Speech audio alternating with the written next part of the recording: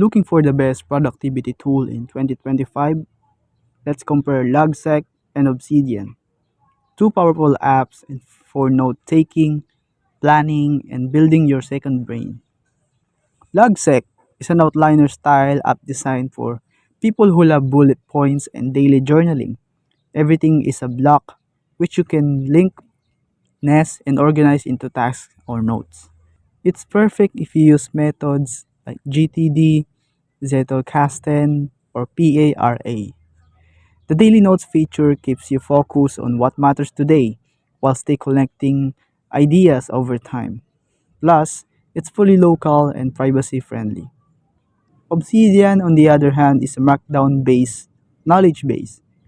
It lets you create folders of notes and link them like a personal wiki. Writers, researchers, and content creators love it for its flexibility and massive plug-in library, including Kanban boards, calendars, and more. It's great for long-form thinking and building a digital garden that grows with you. So, which is better? Logseq is best if you love outlining, task tracking, and daily focus.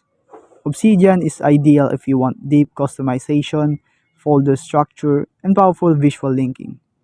Both are local first, free to use, and built for serious productivity.